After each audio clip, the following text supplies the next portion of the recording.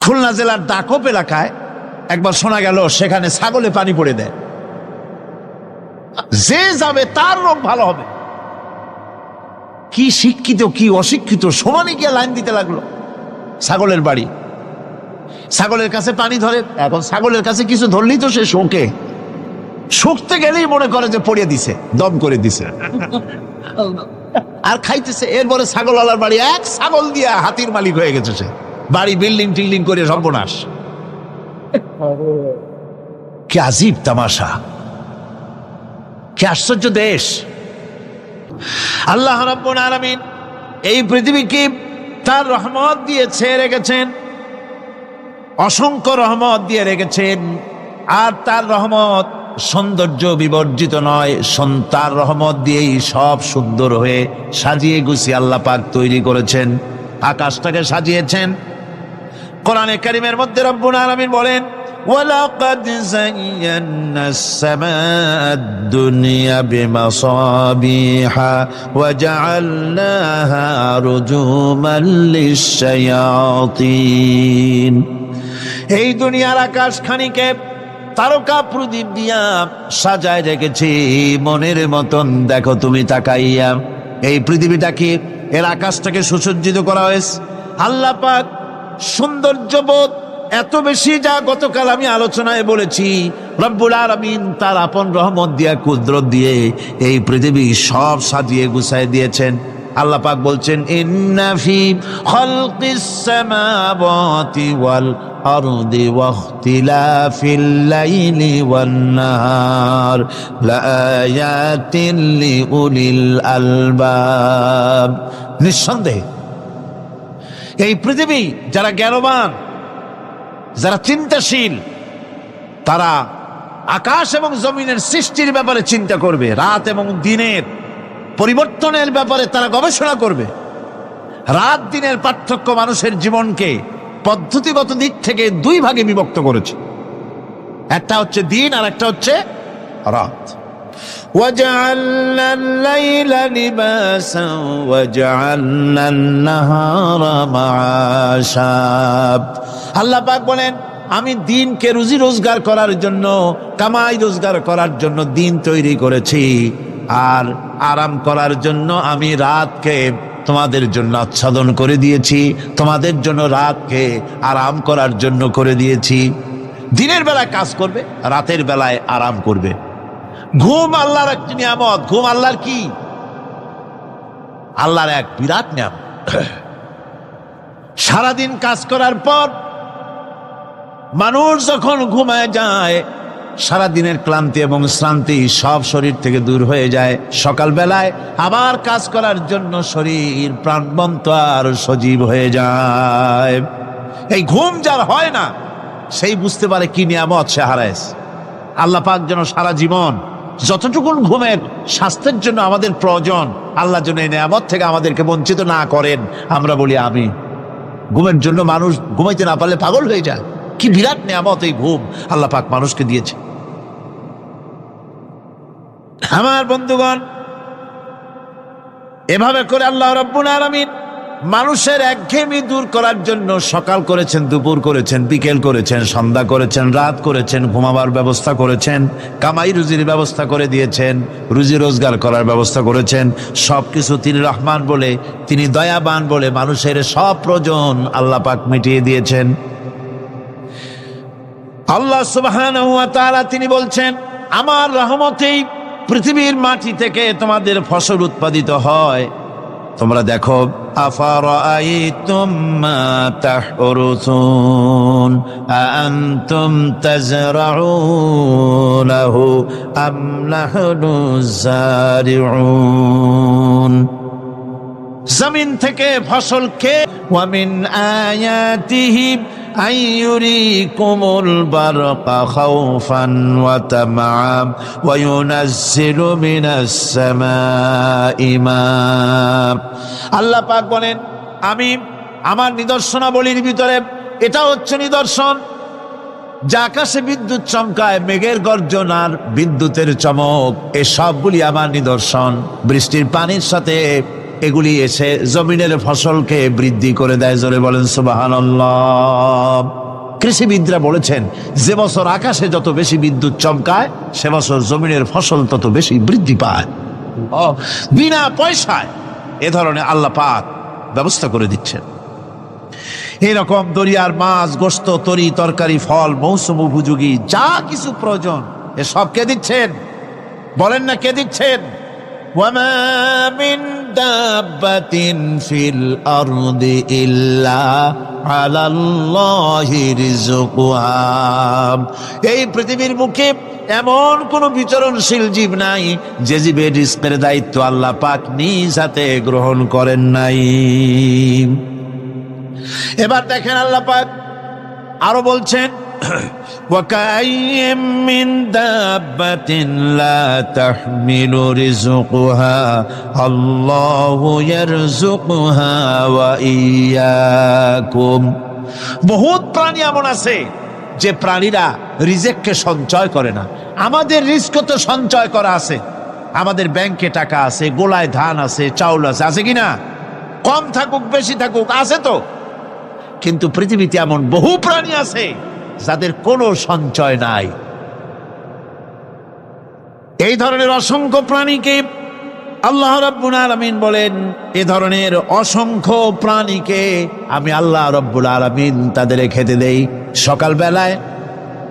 সকালবেলায় খালি পেট নিয়ে সমস্ত প্রাণীগুলি ঘর থেকে বেরিয়ে যায়, পানি থেকে, গর্ত থেকে, জঙ্গল থেকে সব বেরিয়ে গেল ক্ষুধার্ত পেটে। আবার বিকালবেলা পর্যন্ত সারাদিন তাদের আহার জোগাড় করে তাদের পেট ভরাইয়া সবগুলিকে আপন আপন গৃহের মধ্যে আমি আল্লাহ ফিরায় দেই।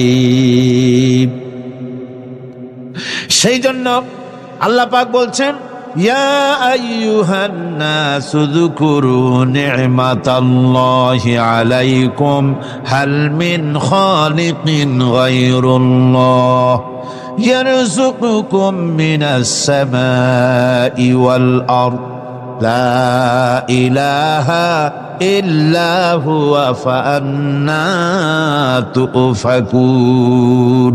হে মানব সকল, স্মরণ করো আল্লাহ পাকের সেই নিয়ামতের কথা, যে নিয়ামত ওই আল্লাহ ছাড়া কে আছে? তোমাকে আকাশ থেকে রিজকের ব্যবস্থা করেন, যিনি তোমাকে খাওয়ার দাওয়ার ব্যবস্থা করেন, তিনি ছাড়া কেউ নাই এই পৃথিবীর বুকে, আকাশ এবং জমিনে। তিনি এক এবং একক। ওয়া ইলাহুকুম ইলাহু ওয়াহিদ লা ইলাহা ইল্লা হুয়ার রাহমানুর রহিম। তিনি হচ্ছেন তোমাদের ইলাহ, তিনি এক, তিনি একক। সুতরাং তিনি হচ্ছেন পরম দাতা এবং বিশেষ নিয়ামত যিনি দেন, পরম দাতা এবং দয়ালু।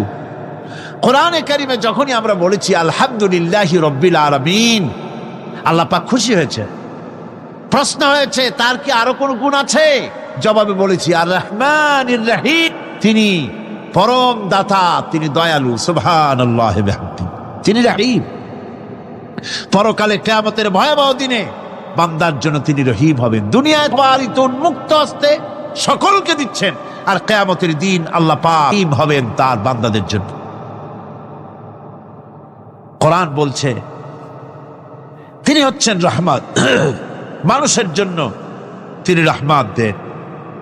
তার দয়া অফুরন্ত, এত দয়া যে তিনি যদি প্রত্যেক কথায় কথায় আমাদেরকে শাস্তি দিতেন তাহলে আমাদের বাঁচার কোনো পথ ছিল না, ঠিক কিনা কন? কোরআনে কারীমে আল্লাহ পাক বলেছেন, ওয়ামা আসাবাকুম মিন মুসিবাতিন ফাবিমা কাসাবাত আইদিকুম ওয়া ইয়াফু আন কাসীর।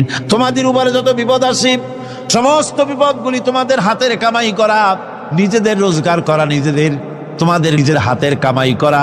ওই হাতের কামাই করার কারণে সেগুলির জন্য যে আযাব হওয়া উচিত ছিল আমি অনেকগুলি ক্ষমা করে দেই, সব তোমাদের হাতের কামাইয়ের জন্যই বিপদ হয়, আর অনেকগুলি তো আমি ক্ষমা করে দেই। কথায় কথায় যদি প্রত্যেকটা ব্যাপারেই শাস্তি দিতাম তাহলে পৃথিবীতে শ্বাস ফেলার সময় তোমরা পেতে না। আল্লাহ পাক হচ্ছেন সেজন্য রহমান, আর তিনি রহিম। কিয়ামতের দিনের জন্য এই পৃথিবীতে মানুষ গুনাহ করা স্বাভাবিক, কিনা গণ? সব মানুষই গুনাহ করে। এই গুনাহগার যত বড় গুনাহগার হোক না কেন, গুনাহগার যখন তওবা করে, তওবার অনুভূতি যখন আসে এবং সে যখন অনুশোচনা করে, তখন তার অপরিসীম দয়া সেই অনুশোচনাকে কবুল করে নেয়। অনুশোচনার এক বিন্দু অশ্রু গুনাহগারের অনাচারের সমস্ত দাগ মুছায় দেয়। মনে হয় যেন তার আমলনামায় কোনো দাগই ছিল না। সুবহানাল্লাহ। এই জন্য বলা হয়েছে তাইবু মিনাজ যামবি কামান লা যামবা লাহু। গুনাহ থেকে যে তওবা করে মনে হবে তার সে কোনো গুনাহই করেই নাই, কোনো গুনাহই করে নাই। জগৎ বিখ্যাত পীর আব্দুল কাদের জিলানীর কাছে এসে একজন মহিলা চোখের পানি ছেড়ে দিয়া কান্না করে আর ডেকে ডেকে বলতেছে, ও আল্লাহর ওলি, আজকে 7টা দিন হয়ে গেল, আমার একটা কলিজার টুকরা কন্যা সন্তান ছিল, এই সন্তানটা মারা গিয়েছে। ও আল্লাহর ওলি, আপনি জানেননি আল্লাহ আমাকে শুধুমাত্র একটা মেয়ে সন্তান দিয়েছিল, তাও ওই মেয়ে সন্তানটা যখন আমার গর্ভে ছিল, গর্ভাবস্থায় আমার স্বামী দুনিয়া থেকে বিদায় নিয়েছে। অনেক কষ্ট করে আমি ওই মেয়েটাকে, আমি গর্ভাবস্থায় আমি ওই মেয়েটাকে কষ্ট করে আমি পেটে ধারণ করে সর্বশেষ আমি মেয়েটাকে আমি ভূমিষ্ঠ করলাম। ও আল্লাহর ওলি, ভূমিষ্ঠ হওয়ার পরে একে তো আমার স্বামী নাই, একটা মাত্র মেয়ে সন্তান, বড় কষ্ট করে আমি আমার মেয়েটাকে লালন পালন করেছি। এমনকি এই মেয়েটাকে আমি বড় করতে গিয়ে এত কষ্ট করতে হয়েছে। আমি অন্যের বাড়িতে কাজ করে, আমি কাজের মহিলা হয়ে বুয়া হয়ে কাজ করে করে আমি আমার মেয়েটাকে বড় করছি। একে এইভাবে আমার মেয়েটা 17 বছরে পা রাখছে। আমার মনের ভিতরে কত স্বপ্ন, কত কল্পনা, কত জল্পনা। ওগো আল্লাহর ওলি, আমার মনের ভিতরে স্বপ্ন, এই মেয়েটাকে আমি বিবাহ দিব, বিবাহ দেওয়ার পরে মেয়েটা বিবাহ বসবি, আমি নতুন নাতি নাত করে মুখ আমি দেখব। কিন্তু সেই সৌভাগ্য আমারও হইল না। আমার সব কল্পনা জল্পনার অবসান ঘটিয়ে আমার এই মেয়েটা মাত্র 7 দিন হয়েছে দুনিয়া থেকে বিদায় নিয়েছে। আমি বড় কষ্টে আছি। একে তো আমার মানসিকভাবে বড় কষ্ট হয়, কিন্তু আমি আপনার কাছে এসেছি, অবশ্যই আপনি আল্লাহর ওলি, আপনি আল্লাহওয়ালা, এতে কোনো সন্দেহ নাই। আমি আপনার কাছে এসেছি। আমার মেয়েটা 7 দিন হয়ে গেছে দুনিয়া থেকে বিদায় নিয়ে গেল। মেয়েটা কবরের জগতে কোন অবস্থায় আছে আমি আমার মেয়েটাকে একটাবার দেখতে চাই। এমন কোন আমল আছে নাকি যে আমলটা বলে দিলে আমি স্বপ্ন যুগে আমার মেয়েটাকে আমি একটাবার দেখতে পারি? ভাইরা আমার, গাউসুল আজম মহিউদ্দিন আব্দুল কাদের জিলানী রাহমাতুল্লাহি আলাইহি ডাক দিয়া বলেন, মাগো আমি বুঝতেই পেরেছি আপনি কি চাচ্ছেন। ও মা, আমি আপনাকে কোরআনের একটা সূরা বেশি থেকে বেশি করে তেলাওয়াত করার কথা বলবো। রাত্রিবেলা ঘুমানোর আগে যদি এই সূরাটা আপনি তেলাওয়াত করেন, পবিত্র কোরআন শরীফের একটা সূরা, যে সূরার নাম হলো সূরাতুত তাকাসুর। আল্লাহ রাব্বুল আলামিন বলেন, আল্লাহকুমুত তাকাসুর হাত্তা হাত্তা যুরতুমুল মাকাবির। সূরা তাকাসুর রাত্রিবেলা যখন আপনি ঘুমাইবেন, ঘুমানোর সময় সূরাটা বেশি বেশি করে আপনি তেলাওয়াত করবেন। আল্লাহর ওলি বললেন, মাগো রাত্রিবেলা ঘুমানোর আগে যদি সূরা বেশি থেকে বেশি করে তেলাওয়াত করে আপনি ঘুমান, মাগো আপনার কোনো টেনশন নাই। ওমা, অবশ্যই আপনি আমল করতে থাকেন, কোনো না কোনো দিন স্বপ্ন যুগে আপনার মেয়ের সঙ্গে আপনার সাক্ষাৎ হয়ে যাবে। আপনি দেখতে পারবেন আপনার মেয়ে কোন অবস্থায় আছে, আরামে আছে না কষ্টদায়ক অবস্থায় আছে। মহিলা সান্ত্বনা পাইয়া বাড়িতে চলে আসলো। এবার মহিলা রাত্রিবেলা থেকে আমল শুরু করে দিয়েছে। একদিন রাত্রিবেলা হঠাৎ করে মহিলা সূরা তাকাসুর তেলাওয়াত করে যখন ঘুমাইলো, ঘুমের ঘরের ভিতরে মহিলা তাকায় দেখতেছে অজানা এক গন্তব্যের দিকে মহিলা ছুটছে আছে। হঠাৎ করে মহিলা তাকায় দেখতেছি অজানা গন্তব্যের দিকে ছুটে চলতেছে। যাইতে যাইতে একটা বাগানের ভিতর যাইতে যাইতে এমন একটা জায়গায় গেছে, হঠাৎ করে মহিলা তার কানের ভিতরে কান্নার আওয়াজ শুনতে পায়। এমন এক আওয়াজ, এই আওয়াজ শুনে মহিলা বুঝতে পারছে এটা আমার পরিচিত মানুষের আওয়াজ। একটু কাছে গিয়ে দেখি, মহিলা দেখে এইটা আর কাহারও কান্নার আওয়াজ না, 7 দিন আগে তার যে মেয়েটা ছিল মারা গেছে, ওই মেয়েটাকে আযাব দেওয়া হচ্ছে, আগুনের ভিতরে মেয়েটাকে পোড়ানো হচ্ছে আর শিকল দিয়া। এই মেয়েটার বডিটা আগুনের মাঝখান থেকে উঠায়া শিকল দিয়া আগুনের ভিতরে পুড়ে পুড়ে মেয়েটাকে কষ্ট দেওয়া হচ্ছে। মেয়েটা যখন তার মাকে ডাকছে, মাকে দেখা মাত্রই মেয়েটা মা বলা চিৎকার মেরে কান্না করে আর আওয়াজ দেয়া কয়, ও মা, তুমি আমাকে কঠিন শাস্তি থেকে মুক্তির ব্যবস্থা করো। মা এই অবস্থা দেখে আর চোখের পানি টিকা রাখতে পারে নাই। হঠাৎ করে যখন এই স্বপ্ন দেখেছে, স্বপ্ন দেখে মায়ের ঘুম ভেঙে গেছে। আমার ভাইয়েরা, মায়ের ঘুম ভেঙে গেল। ঘুম থেকে জাগ্রত হইয়া মা এবার চিন্তা করে, এই কি স্বপ্ন দেখলাম? এ তো আগে আমি আমার মেয়েকে দেখতে পারি না, এটাই তো ভালো ছিল। একে তো আমি আমার মেয়েকে হারাইছি, এই কষ্ট নিয়ে আমি আমার জীবন চালাইতেছি। এখন আমি আল্লাহর ওলির কাছে আমল নিয়ে সূরা তাকাসুর তেলাওয়াত করে আমার মেয়ের এই যে অবস্থা দেখেছি, এর চাইতে আমার না দেখাটাই ভালো ছিল। আমি বড় কষ্টেই ছিলাম, এইটাই ভালো। এখন তো আমার কষ্ট লাঘব হয় নাই, স্বপ্ন দেখার পরে আমার কষ্ট আরো বেড়ে গেছে। মা এবার বুঝতে পেরেছি আমার মেয়ে তাহলে পরজগতে ভালো নাই, পরজগতে আমার মেয়ে শান্তিতে নাই। ভাইরা লক্ষ্য করে দেখুন, পরের দিন ওই মহিলা পুনরায় আল্লাহর ওলি গাউসুল আজম মহিউদ্দিন আব্দুল কাদের জিলানীর কাছে গিয়ে হাজির হয়েছে। ও আল্লাহর ওলি, আমি আমার মেয়েকে দেখার জন্য আপনার কাছ থেকে একটা আমল নিয়েছিলাম। ও আল্লাহর ওলি, আমি সূরা তাকাসুর তেলাওয়াত করে করে আপনার আমল অনুযায়ী, আপনার কথা অনুযায়ী আমল করে যখন রাত্রিবেলা ঘুমাইলাম, আল্লাহর ওলি রাত্রিবেলা ঘুমানোর পরই আমি হঠাৎ করে দেখলাম অজানা এক গন্তব্যের দিকে আমি ছুটে চলছি। আমি চলতেছি, হঠাৎ করে আমার কানের ভিতরে একটা কান্নার আওয়াজ শোনা যায়। ও আল্লাহর ওলি, আমি আওয়াজ শুনি বড় আশ্চর্য হয়ে গেলাম। দেখি আওয়াজটা আমার পরিচিত আওয়াজ। এমনিতেই আমি কাছে গেলাম, কাছে গিয়ে দেখি আমার সেই মেয়েটা 7 দিন আগে দুনিয়া থেকে বিদায় নিয়েছিল।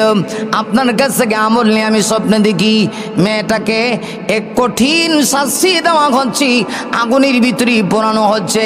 এই দৃশ্য দেখে আমি মা বরদাস্ত করতে পারি নাই। মেয়েটা আমাকে দেখি বারবার আমাকে ডাকতেছে আর বলতেছে, মা গো, আমাকে এই কঠিন আযাব থেকে আপনি নিষ্কৃতির ব্যবস্থা করে দিন। আল্লাহর ওলি, বুঝতে পারলাম না আমার মেয়ে তাহলে কোন অবস্থায় আছে। স্বপ্ন দেখার আগেই তো ভালো ছিলাম, একে তো মেয়ে হারাইলাম, আবার আপনার কাছ থেকে আমল নিলাম। আমল নিয়ে দিয়ে যে স্বপ্নে দেখলাম, স্বপ্ন দেখার পর থেকে তো আমার কষ্ট আরো বেড়ে গেছে। তখন গাউসুল আজম মহিউদ্দিন আব্দুল কাদের জিলানী রাহমাতুল্লাহ আলাইহি ওই মহিলাকে জিজ্ঞাসা করতেছেন, আমি আপনাকে জিজ্ঞেস করতে চাই, আপনি আপনার মেয়েকে কি কোরআন হাদিসের শিক্ষা দিয়েছিলেন কিনা বলুন।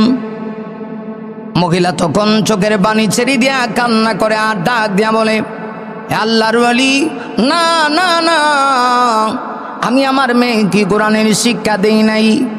ইসলামের শিক্ষা দিয়েছিলেন কিনা? মহিলা বলে, না, শিক্ষা দেই নাই। শরীয়তের জ্ঞান আপনার মেয়েকে শিক্ষা দিয়েছিলেন কিনা? মহিলা বলে, না, দেই নাই। আল্লাহর ওলি মহিউদ্দিন আব্দুল কাদের জিলানী তখন ডাক দিয়া বলেন, মা গো, এই কারণেই তো আপনার মেয়ের কষ্ট হচ্ছে। আপনার মেয়েকে কোরআন হাদিসের শিক্ষা দেন নাই। বালেগা হওয়ার পরে আপনার মেয়েটা কোনোদিন আল্লাহর ইবাদত বন্দেগী করে নাই।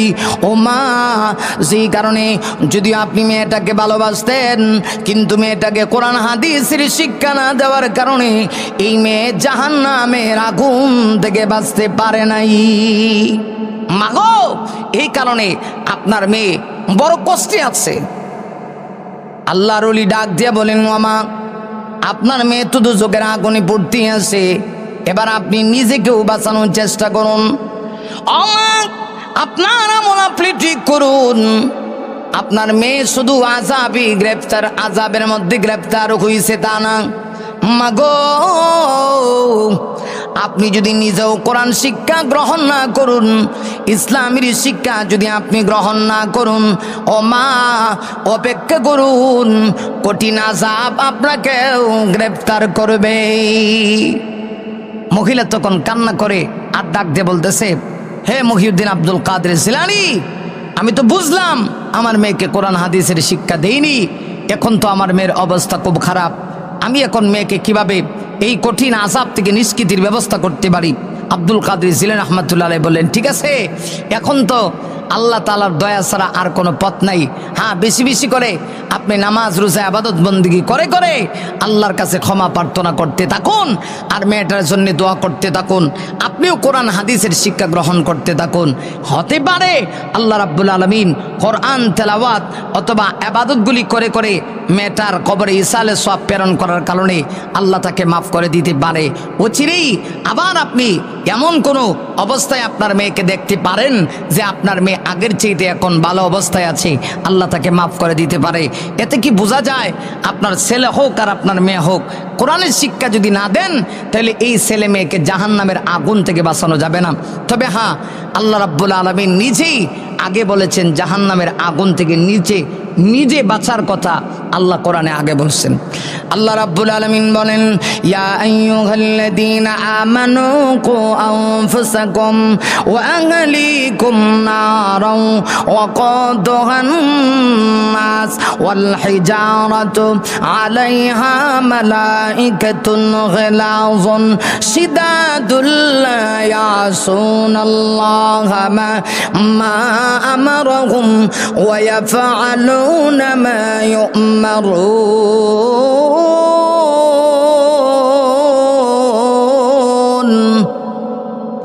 আল্লাহ রাব্বুল আলামিন নিজেই বলেন কোরআনের ভিতরে, হে ঈমানদারেরা, হে পৃথিবীর নর এবং নারীরা, তোমরা তোমাদের নিজেকে এবং পরিবারকে জাহান্নামের আগুন থেকে বাঁচাও। বানামার এই জাহান্নাম, এটা কেমন জাহান্নাম? এই জাহান্নামে কাদেরকে জ্বালানো হবে?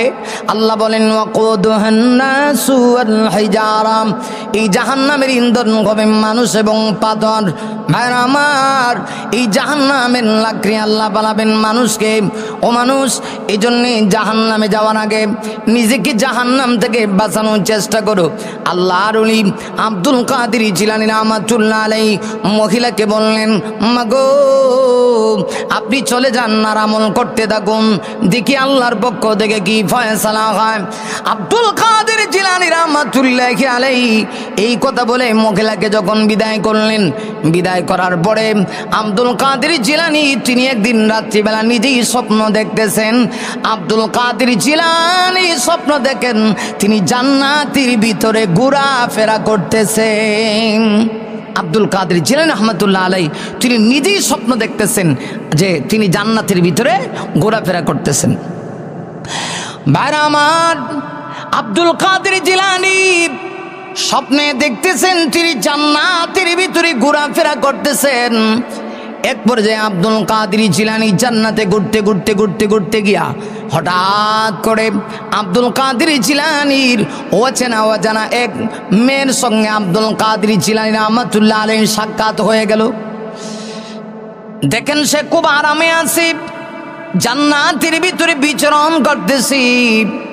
আব্দুল কাদের জিলানী যখন সাক্ষাৎ হয়ে গেছে তিনি জিজ্ঞাসা করলেন, কে গো, আপনার পরিচয় কি? আপনি কে? আপনার পরিচয় কিভাবে আপনি জান্নাতে ঘোরাফেরা করতেছেন? আব্দুল কাদের জিলানী যেই মুহূর্তে কথা বলেছেন তখন মেয়েটা ডাক দিয়া কয়, ও আল্লাহর ওলি, আপনি কি আমাকে চিনেন না? আমি তো সেই মেয়ে, যেই মেয়ের মাকে কিছুদিন আগে আপনি আমল শিক্ষা দিয়েছিলেন। যে আমল করলে পরে ওই মা আপনার কাছে আবেদন করেছিল, আমার একটা মাত্র মেয়ে, আদরের কলিজার টুকরা মেয়ে 7 দিন আগে মারা গেছে। আমি আমার ওই মেয়েটাকে দেখতে চাই, মেয়েটার কি অবস্থা হচ্ছে, পরকালে আমার মেয়েটা কি অবস্থায় আছে। আল্লাহর ওলি, আপনি যে আমল শিক্ষা দিয়েছিলেন আমার মা কি, আমি তো সেই মেয়ে। আল্লাহর ওলি আব্দুল কাদের জিলানী বড় আশ্চর্য হয়ে গেলেন। আব্দুল কাদের জিলানী বললেন, কিছুদিন আগে না তুমি বড় কষ্টে ছিলে, তোমার মা স্বপ্ন দেখেছি জাহান্নামের দাও দাও আগুন দিয়ে তোমাকে পোড়ানো হচ্ছে। আজকে তুমি এই অবস্থায় হইলে কেন? নাকি আমি চোখে ভুল দেখতেছি? না হয় এই অবস্থা কেন? মেয়েটা ডাক দিয়ে বলে, ও আব্দুল কাদের জিলানী, স্বপ্ন আমার মা যে কিছুদিন আগে দেখছিল, স্বপ্ন যুগে দেখছিল আমি বড় কষ্টে আছি, এটাও সত্য। আজকে যে আপনি আমাকে দেখতেছেন এইটাও সত্য। আল্লাহর ওলি বড় আশ্চর্য হয়ে গেলেন। কিছুদিন আগে জাহান্নামের আযাবে তোমাকে গ্রেফতার করেছিল, আজকে এত আরামে আছো, এত স্বাচ্ছন্দ্যে আছো, এখানে কোনো কষ্ট নাই। জান্নাতের কোলাহল বাতাস তুমি গ্রহণ করতেছো, জান্নাতের নাজ নিয়ামত তুমি গ্রহণ করতেছো, তাইলে দুটোটা স্বপ্ন কেমনে সত্য হয়? মেয়েটা ডাক দিয়ে বলে, ও আল্লাহর ওলি, আপনি যখন আমার মাকে, আপনি যখন এই আমল শিক্ষা দিয়েছিলেন, মা আমল করে সূরা তাকাসুর উপরে যখন স্বপ্ন যুগে আমাকে দেখছিল, তখন সত্যি আমি কবরের মধ্যে আমার আযাব হচ্ছিল, কবরের মধ্যে আমাকে শাস্তি দেওয়া হচ্ছিল। আজকে আমি জান্নাতে কেমনে বিচরণ করতেছি, এর একটা কারণ আছে। ওগো আল্লাহর ওলি, আমার কপাল বড় ভালো, আমার বড় খুশনসিব। আমার মা আমাকে যে গুরুস্থানের মধ্যে আমার মা আমাকে দাফন করে গেছে, ওই গুরুস্থানের সামনে দিয়া, কবরস্থানের সামনে দিয়া আল্লাহর কিছু প্রিয় মানুষ, কোরআনের কিছু হাফেজ, আল্লাহর কিছু মাহবুব বান্দা, যাদের সিনার ভিতরে আছে কোরআন, যারা ইলমে দ্বীন আহরণ করেছে, ওই সমস্ত কোরআনের হাফেজরা গুরুস্থানের পার্শ্ব দিয়া যখন অতিক্রম করছিল, তখন তারা পুরা এই গুরুস্থানে যত মানুষ ছিল সকল মানুষকে টার্গেট করে, উদ্দেশ্য করে তারা পবিত্র কোরআন তেলাওয়াত করে ইসালে সওয়াব করেছিল, দুরূদ শরীফের আমল ইসালে সওয়াব করেছিল। আল্লাহ রাব্বুল আলামিন ওই তেলাওয়াত আর দুরূদ শরীফের আমলগুলি লুছিলায় ওই গুরুস্থানের ভিতরে যত মাইয়িত ছিল, আল্লাহ রাব্বুল আলামিন তাদের ওই ইসালে সওয়াবের কারণে সকল মাইয়িতের কবরের আযাবকে আল্লাহ মাফ করে দিয়েছে। আল্লাহর ওলি, আমার বড় খুশনসিব, ওই গুরুস্থানের ভিতরে আমাকেও আল্লাহ মাফ করে দিয়েছে। এজন্য কিছুদিন আগে বড় আযাবের মধ্যে ছিলাম, আজকে আল্লাহ আমাকে ওই আযাব থেকে নিষ্কৃতি দিয়েছে। ভাইরা আমার, এই যে আব্দুল কাদের জিলানী রাহমাতুল্লাহি আলাইহি, তিনি ওই মহিলাকে আমল শিক্ষা দিয়েছিলেন, যে কারণে মহিলা তার মেয়ের অবস্থা দেখতে পেরেছে। আর কিছুদিন পরে যে আল্লাহ ওই মহিলার মেয়েকে মাফ করে দিয়েছে, নিষ্কৃতি দিয়েছে, এইটা যে তিনি দেখেছেন স্বপ্ন যুগে, এইটা আব্দুল কাদের জিলানী রাহমাতুল্লাহি আলাইহির ইমানের পাওয়ার ছিল। কারণ আব্দুল কাদের জিলানী এমন আল্লাহওয়ালা ছিলেন, তিনি এত বড় বুজুর্গ ছিলেন, তিনি দুনিয়াতে তাইকাই লৌহে মাহফুজের পৃষ্ঠা পর্যন্ত, লৌহে মাহফুজের পৃষ্ঠা উল্টানো হচ্ছে, এইটা তিনি দুনিয়াতে থেকে দেখেই আব্দুল কাদের জিলানী রাহমাতুল্লাহ আলাইহি দেখতে পারতেন। ভাইরা আমার, কিছু বুজুর্গ দুনিয়াতে এমন ছিল, যারা দুনিয়াতে চললে কি হবে, আসমানের দরজাগুলি দুনিয়ার থেকে যখন চোখ উঠে আসমানের দিকে তাকাইতো, মহান আল্লাহ সাথে সাথে আসমানের দরজাগুলি টাস টাস করে খুলে দিতেন। এটা ছিল আল্লাহওয়ালাদের কারামাত, এটা ছিল আল্লাহওয়ালাদের নিদর্শন। আল্লাহওয়ালারা এই জমিনটাই তো আল্লাহওয়ালাদের জন্যে আল্লাহ পাক টিকায় রাখছেন। ভাইরা, এই জন্য আল্লাহ কোরআনের ভিতরে বলেছেন, আন্নাল আরদা ইয়ারিসুহা ইবাদিয়াস সালিহুন, এই জমিনের ওয়ারিসদার হচ্ছে আল্লাহর নেককার বান্দারা। ভাইরা আমার, আব্দুল কাদের জিলানী তিনি এমন একজন আল্লাহওয়ালা ছিলেন, খাঁটি একজন আল্লাহর মাহবুব বান্দা ছিলেন, খাঁটি বীর ছিলেন, বন্ড ছিলেন না, বন্ড না। তিনি ছিলেন অলিদের গোডাউন, সকল ওলিদের উস্তাদ ছিলেন আব্দুল কাদের জিলানী, ছিলেন সুলতানুল আরিফিন, তিনি ছিলেন মঘিউদ্দিন, তিনি ছিলেন জামানার শ্রেষ্ঠ বুজুর্গ। এমন বুজুর্গ আব্দুল কাদের জিলানী এত বড় বুজুর্গ ছিলেন, তিনি সকল পীরদের পীর ছিলেন। এই জন্য ওনার জীবনের ইতিহাসের মধ্যে পাওয়া যায়, ভাইরা আমার, যে ওনার যুগে একজন ব্যক্তি সাধনা করে আকাশে উঠতেছিল সাধনা করে। গাউসুল আজম মঘিউদ্দিন আব্দুল কাদের জিলানীর কাছে এসে বলতেছে, ও আল্লাহর ওলি, আপনি কিসের আল্লাহর ওলি হইছেন? আপনার চাইতেও বড় আরেকজন আল্লাহওয়ালা আছে। কে? দেখেন না, এক লোক আকাশে উঠতেছে, কি পাওয়ার আকাশে উড়ে, এটা সাধারণ কথা না। আব্দুল কাদের জিলানী বললেন, বেড়ারে, আকাশে উঠলি কেউ বড় পীর হয় না, এটা তার সাধনা, এটা তার চেষ্টা। এই সাধনা করে সে আকাশে উঠতেছে। এই জন্য সবাই এখানে কোনো কিছু দেখলেই মনে করবেন না আশ্চর্যজনক কিছু দেখলেই যে বিশাল কিছু হয়ে গেছে। ভাইরা আমার, আব্দুল কাদের জিলানী বললেন, তাহলে দেখাও আমাকে ওই লোকটা কোথায় সাধনা করে আকাশে উঠছে। তো দেখাই দিয়েছে যে একজন হিন্দু ব্রাহ্মণ সাধনা করে আকাশের মধ্যে উঠতেছে। আব্দুল কাদের জিলানী রাহমাতুল্লাহ আলাইহি সাথে সাথে তিনি জমিন থেকে জুতা মারলেন। আল্লাহু আকবার, তিনি জমিন থেকে জুতা মারছেন। ওই ব্রাহ্মণকে উদ্দেশ্য করে যে সাধনা করে আকাশে উড়ে, জুতা গিয়া ওই ব্রাহ্মণের গালে গিয়া জুতার বাড়ি মারে, জুতা দিয়ে বাড়ি মাইরা ওরে আকাশ থেকে নিচে নামায় দিছে। তাহলে কি বোঝা গেল? আব্দুল কাদের জিলানী রাহমাতুল্লাহ আলাইহি সাধারণ কোনো আল্লাহওয়ালা ছিলেন না, একজন অসাধারণ জগৎ বিখ্যাত আল্লাহওয়ালা ছিলেন। এমন আল্লাহওয়ালা ছিলেন, তাদের জীবনটা ছিল পবিত্র জীবন, এমন জীবন তারা আল্লাহকে পাওয়ার জন্যে মারিফতের সাগরে পর্যন্ত তারা ডুব দিয়েছেন। এজন্যই তো আব্দুল কাদের জিলানী এত বড় বুজুর্গ ছিলেন। আল্লাহু আকবার, তার বুজুর্গীয়তের দরজা এতটুক পর্যন্ত গিয়ে পৌঁছেছিল। আব্দুল কাদের জিলানী নামাজ পড়ে, আব্দুল কাদের জিলানী আল্লাহর কাছে এইভাবে তিনি বলতেন, জান্নাত और जहन्नम से या रब क्या करो, जन्नत और जहन्नम से या रब क्या करो, आरज़ू है कि मैं तुझे देखा करो। भाइरा আমার, আব্দুল কাদের জিলানী নামাজ পড়ে দুই হাত বাড়ায় দিয়া মহান আল্লাহর কাছে বলতেন, প্রভু গো, আমি জান্নাত দিয়ে কি করব, আমি জাহান্নাম দিয়ে কি করব? আল্লাহ, আমি তোমাকে চাই, তোমাকে পাওয়ার জন্য ইবাদত করি।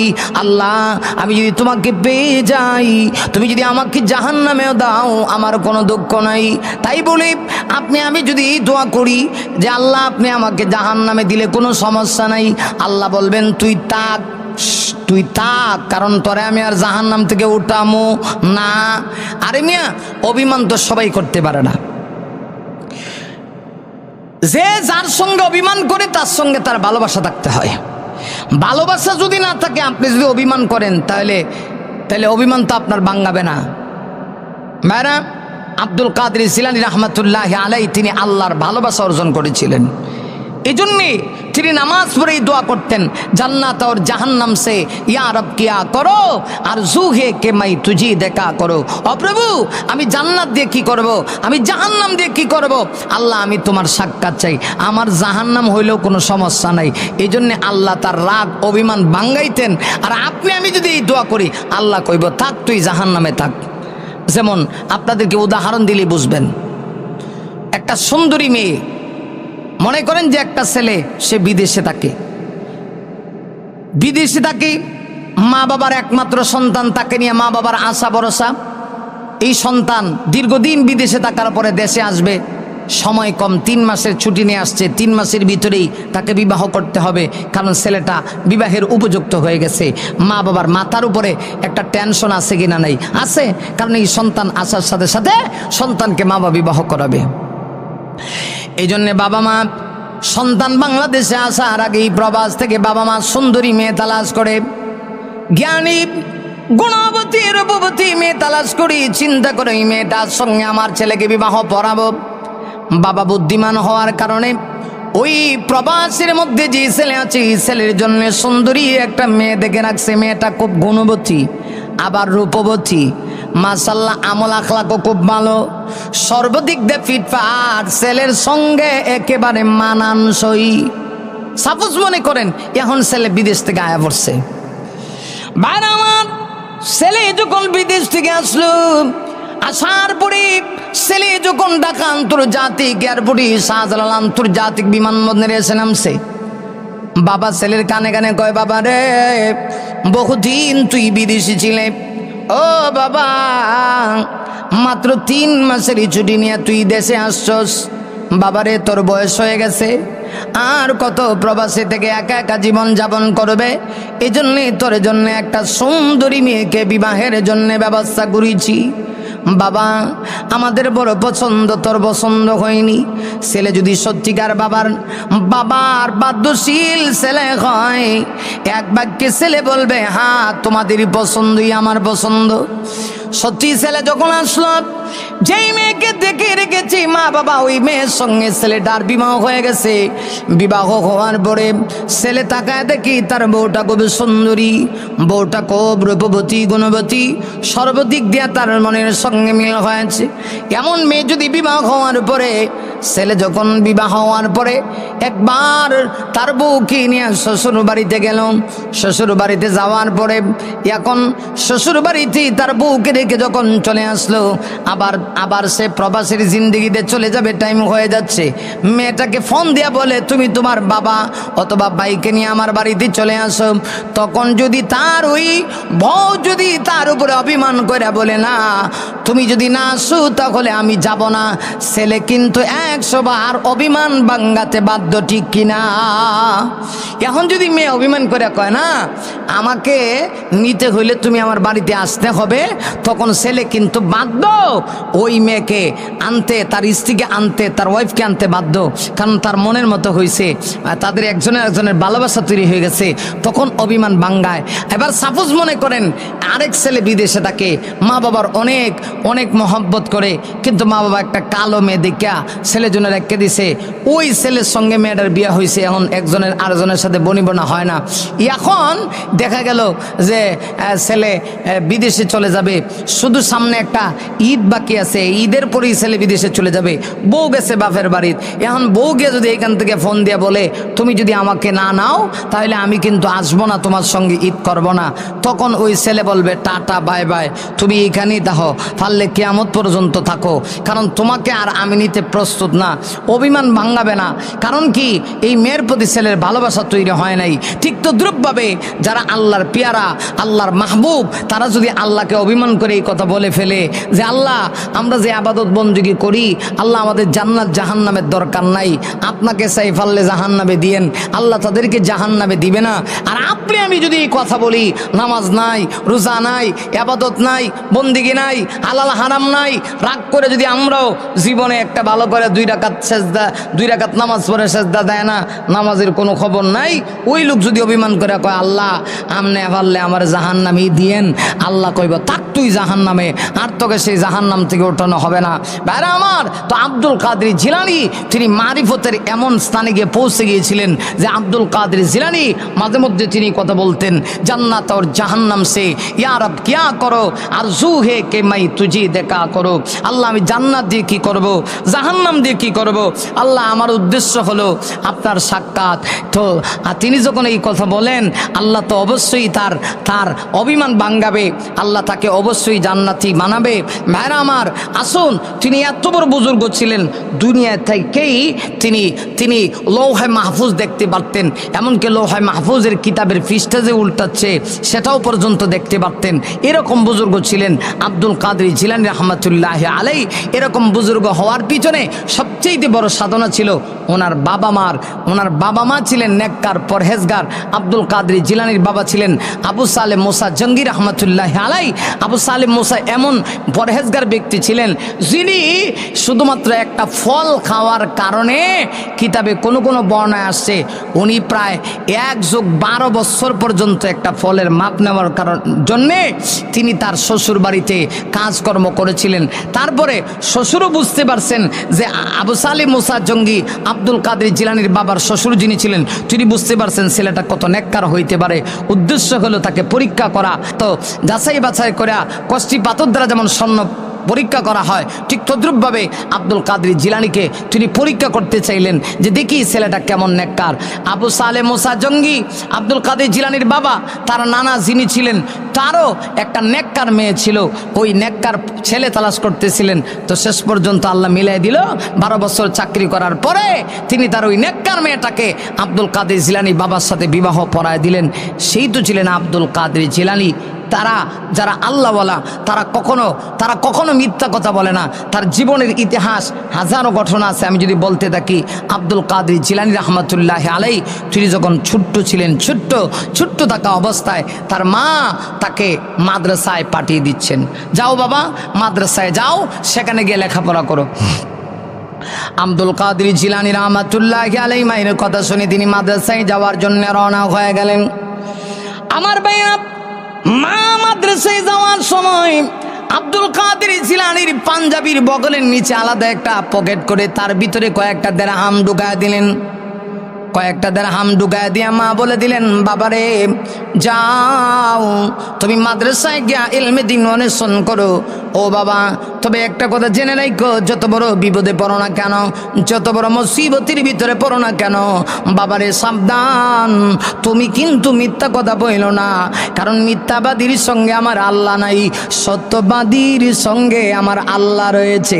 মা যখন এই উপদেশ দিলেন, এই ওয়াজ করে দিলেন, আব্দুল কাদের জিলানী এবার তিনি ইলমে দ্বীন শিক্ষা করার জন্য মাদ্রাসার মধ্যে রওনা। রাস্তা দিয়ে যাচ্ছেন, হঠাৎ করে এক ডাকাত দলের সঙ্গে তার সাক্ষাৎ হয়ে গেল। আব্দুল কাদের জিলানী যখন ডাকাত দলের সঙ্গে তার সাক্ষাৎ হয়ে গেছে, ছোট্ট বাচ্চা মাদ্রাসায় ইলমে দ্বীন তলব করার জন্য যাচ্ছে। আমার ভাইরা, আব্দুল কাদের জিলানীর সঙ্গে যখন ডাকাত দলের সর্দারের সাক্ষাৎ, জিজ্ঞাসা করতেছে, বাবা তোমার খাসাতে কি কোনো টাকা পয়সা দিনার দিরহাম আছে নাকি? কয় আছে, আমার সঙ্গে দিরহাম আছে। কোথায় আছে? আমার বগলের নিচে একটা পকেট আছে, পকেটের ভিতরে দিরহাম আছে। এবার ডাকাত দলের সর্দার বড় আশ্চর্য হয়ে গেল। ছোট্ট ছেলে চাইলে মিথ্যা কথা বলতে পারত, এত ছোট বাচ্চা মাদ্রাসায় যাচ্ছি কিন্তু সত্য কথা কেন বললো? ডাকাত দলের সর্দার জিজ্ঞাসা করে, বাবা তোমার কি ভয় লাগে নাই? তোমার দিরহামগুলি যে আমরা নিয়ে যাব, এইগুলি তুমি চাইলে তো বাচ্চার জন্য মিথ্যা বলেও বাঁচতে পারতা, বলতে পারতা আমার সঙ্গে কিচ্ছু নাই, আমরা হয়তোবা তোমাকে ছেড়ে দিতাম।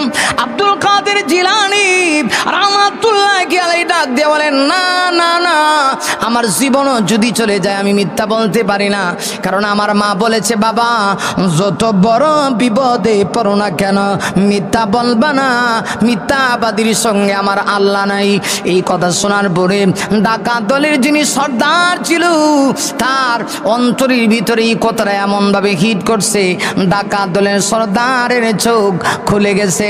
ডাকাত দলের সর্দার সাথে ছোট্ট সেই বালক আব্দুল কাদের জিলানীর পায়ের মধ্যে পড়ে ডাক দেয়া কয়, ওরে আব্দুল কাদের, তুমি যে নিশ্চিত আল্লাহওয়ালা, ছোট্টবেলা থেকে তুমি যে আল্লাহকে চিনতে পারছো, এই ঘটনাই তার প্রমাণ।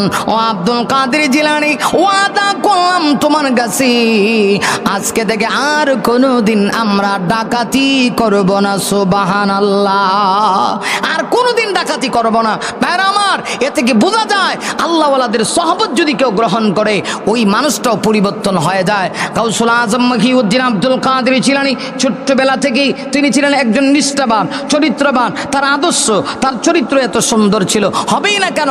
তিনি তো ছোট্টবেলায় তিনি এমন ছিলেন যে একজন শিক্ষকের কাছে আব্দুল কাদের জিলানীর মা নিয়ে গিয়েছিলেন। আমার ভাইরা, এই এতটুকু যে তিনি অর্জন করেছিলেন, এটা তার নিজস্ব কোনো ব্যক্তিগত কোনো ক্রেডিট ছিল না, এটা ছিল তার মায়ের আমলের বদলা। আল্লাহ তাকে এত বড় বুজুর্গ বানিয়েছিলেন। এজন্যই তো বলা হয় মায়ের আছর গিয়ে সন্তানের উপরে পড়ে। আমার ভাইরা, এখানে যারা আসছেন এবং যারা মাইকের আওয়াজ শুনতেছেন, বিশেষ করে মা বোনদেরকে বলতে চাই, আপনারাও যদি চান আপনাদের সন্তান সন্তান নেককার হোক, পরহেজগার হোক। আপনারা যদি চান আব্দুল কাদের জিলানীর মতো আপনাদের সন্তান নেককার হোক, তাহলে আপনাদেরকেও কিন্তু ভালো হতে হবে। ভাইরা আমার, মা যদি ভালো হয় সন্তান ভালো হতে বাধ্য। মায়ের পেটটা যদি পবিত্র হয়, এই মায়ের পেট থেকেই গাউসুল আজম আব্দুল কাদের জিলানীর মতো ওলি সৃষ্টি হবে। মায়ের পেট যদি নাপাক হয়, এই মায়ের পেট থেকে আল্লাহওয়ালা তৈরি হবে না। মায়েরা হলো সন্তান আসার ফ্যাক্টরি, সন্তান আসার প্রোডাক্ট, সন্তান আসার কোম্পানি। মা ভালো সন্তান ভালো। ভাইরা আমার, আব্দুল কাদের জিলানী ছোট্টবেলা থেকে তিনি কেন আল্লাহর ওলি হয়েছিলেন? যতটুকু অবদান, সবটুকুন অবদান ছিল তার মায়ের। মা আব্দুল কাদের জিলানীর মা এত বড় পরহেজগারিনী ছিলেন, এত বড় আল্লাহ ওলি ছিলেন। আব্দুল কাদের জিলানী যখন মায়ের পেটে, মা প্রত্যেক দিন কোরআনুল কারীম তেলাওয়াত করতেন। ভাইরা আমার, শুধু কোরআন পড়তেন তা না, আব্দুল কাদের জিলানীর মা এত বড় নেককার। মা আব্দুল কাদের জিলানীকে পেটে নিয়ে কোনো রাত্রি এমন হয় নাই যে রাত্রিবেলা তিনি তাহাজ্জুদ মিস করেছেন। মা 18 পারা কোরআনের হাফেজা ছিলেন। তাই তো আব্দুল কাদের জিলানী মা 18 পারা কোরআন তেলাওয়াত করতেন। আব্দুল কাদের জিলানী মায়ের পেটে থেকে থেকে তিনি শুনতেন। শুনতে শুনতে তিনিও 18 পারা কোরআনের হাফেজ হয়ে দুনিয়াতে তিনি ভূমিষ্ঠ হয়েছিলেন। তাই তো ছোট্টবেলা আব্দুল কাদের জিলানীর মা উস্তাদের কাছে নিয়ে গেছে, উস্তাদ জি, আমার এই ছেলে আব্দুল কাদের জিলানীকে আপনি কোরআন শিক্ষা দিবেন, কোরআন পড়াবেন, আমার ছেলেটাকে আপনি হাফেজ বানাবেন, আমার ছেলেটাকে আপনি আলেম বানাবেন, যুগ শ্রেষ্ঠ বুজুর্গ বানাবেন। এজন্য আমি আমার ছেলেকে নিয়ে আসি। আব্দুল কাদের জিলানী মক্তবের উস্তাদের কাছে যখন মা নিয়ে গেলেন, নিয়ে যাওয়ার পরে সর্বপ্রথম দিন আব্দুল কাদের জিলানীকে উস্তাদ পড়াচ্ছেন। কি পড়াবেন আমার ভাইরা? কোরআন পড়ার আগে সর্বপ্রথম কায়দা পড়তে হয়, আরবি 29টা অক্ষর পড়তে হয়। আব্দুল কাদের জিলানীর উস্তাদ সর্বপ্রথম দিন আব্দুল কাদেরকে বলতেছেন, বাবা আব্দুল কাদের তুমি বলো আলিফ। আব্দুল কাদের জিলানী বলেন বা। আব্দুল কাদের জিলানীর উস্তাদ তিনি বলেন বাবা। আব্দুল কাদের জিলানী বলেন তা। একটু এগিয়ে এগিয়ে বলেন। বড় আশ্চর্য হয়ে গেলেন উস্তাদ। এক পর্যায়ে তিনি আর আব্দুল কাদেরকে কিচ্ছু বলেন না। কায়দা পড়ে পড়ে, সিবারা পড়ে পড়ে আব্দুল কাদের জিলানী কোরআনুল কারীমের তেলাওয়াত শুরু করে দিয়েছে। এমনভাবে তেলাওয়াত শুরু করেছে, 1-2 পারা নয়, আব্দুল কাদের জিলানী 18 পারা এইভাবে কোরআন তেলাওয়াত করে তার উস্তাদজিকে শোনাইলেন। 18 পারা শেষ করার পরে উস্তাদজি বলেন, বাবা আমি তোমাকে পড়ানোর দরকার নাই, বাবা তোমার যে যোগ্যতা তুমি তা আমাকে পড়াবে। তুমি যে 18 পারা কোরআন আমাকে শোনাইলা, বুঝতে পারলাম না। 18 পারা শোনাইছো, আর 12 পারা কেন শোনাইতে পারো না? আমার তো মনে হয় তুমি 12 পারাও পারবে। আব্দুল কাদের জিলানী বলেন, না উস্তাদজি, এই 18 পারা কোরআনের হাফেজা ছিলেন আমার মা। আমি যখন আমার মায়ের পেটে ছিলাম, মা তখন বারবার এই 18 পারা কোরআন তেলাওয়াত করতেন। তাই তো আমি আমার মায়ের পেট থেকে 18 সিফারা কোরআনের হাফেজ হয়ে দুনিয়াতে ভূমিষ্ঠ হয়েছি। ভাইরা আমার, এমন মানুষ, এমন বুজুর্গ পৃথিবীতে আরেকজন নাই যিনি 18 পারা কোরআনের হাফেজ হয়ে দুনিয়াতে এসেছেন। এজন্যই তো ইতিহাসের পাতায় আব্দুল কাদের জিলানীর নাম স্বর্ণ অক্ষরে লেখা থাকবে। ভাইরা, এরকম আল্লাহওয়ালা বুজুর্গরা ছিলেন যাদের মাধ্যমে এই পৃথিবীর হাজারো মানুষ হেদায়েতের পথে আসছে। অতএব আব্দুল কাদের জিলানী রাহমাতুল্লাহ আলাইহির ইতিহাস যদি আমি সারা জীবন বলতে থাকি, আমি কেন সবাই যদি বলতে থাকে, তারপরেও তার আলোচনা পর্যালোচনা শেষ হবে না। আসুন, এইরকম বুজুর্গ ছিলেন আব্দুল কাদের জিলানী রাহমাতুল্লাহ আলাইহি। তাকে নিয়েও আজকে কিছু মানুষরা বন্ডামি করে, ওই বন্ডামিগুলি পরিহার করুন। আব্দুল কাদের জিলানী ছিলেন খাঁটি আল্লাহওয়ালা। তাদের আদর্শ, তাদের নীতি, তাদের চরিত্র আপনি গ্রহণ করুন, তবেই আপনি হবেন আল্লাহর রসুলের সত্যিকারের পেয়ারা উম্মত, আল্লাহর খাঁটি বান্দা। যদি হতে পারেন তবে হবে আপনার আমার জীবনের সফলতা। আল্লাহ আমাদেরকে সেই তৌফিক দান।